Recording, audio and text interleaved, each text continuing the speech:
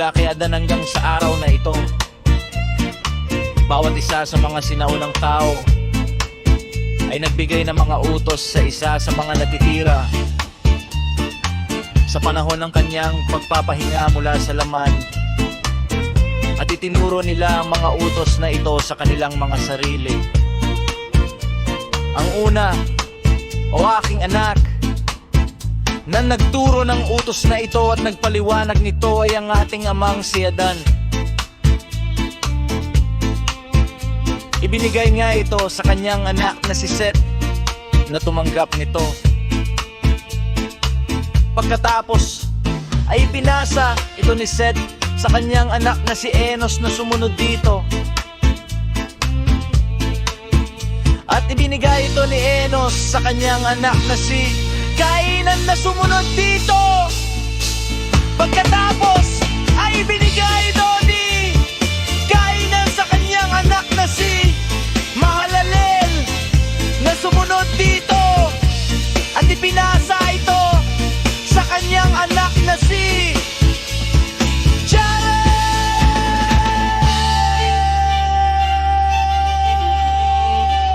At itinago ito ni Jared at ibinigay sa kanyang anak na si Enoch na tumupad din sa utos na ito.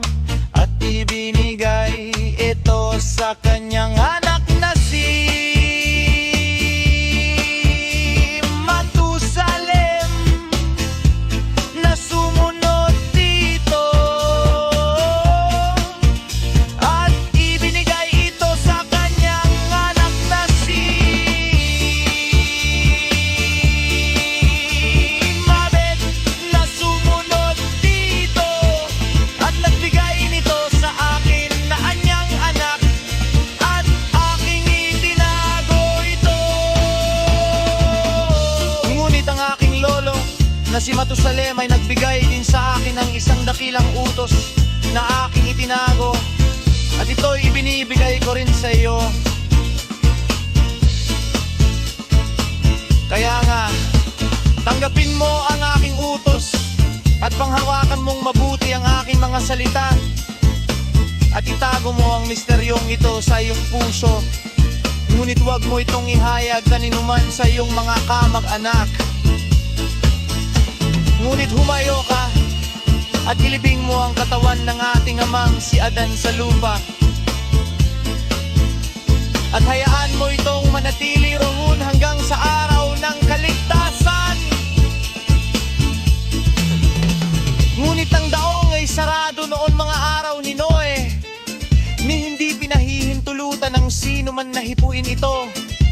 Gayunpaman, sila'y pumupunta rito, nagpapala sa kanilang sarili sa loob nito, at nag-uusap tungkol dito. Si Noe, gayunman, ay pumapasok dito tuwing gabi upang sindihan ang ilawan na kanyang ginawa sa harapan ng ating amang si Adan, at nagpapala sa kanyang sarili sa katawang iyon, at hindi niya pinabayaan ang kanyang tungkulin tungkol sa ilawan, gaya ng simula nito sa yungib ng mga kayamanan. Ngunit yamang alam ni Noe na pagkamatay niya, ang daong ay hindi mananatiling buo, at ang kanyang mga anyang ay magkakawatak-watak at hindi na babalik upang alagaan ang katawan ng ating amang si Adan. At ang kasamaan ay dadami sa lupa, at ang mga karumal-dumal sa mga tao.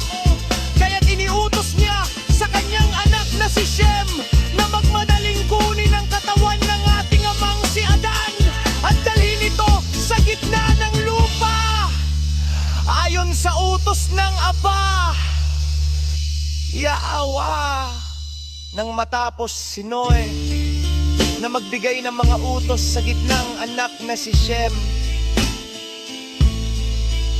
tungkol sa katawan ng ating amang si Adan, sinabi ni Noe sa kanyang anak na si Shem,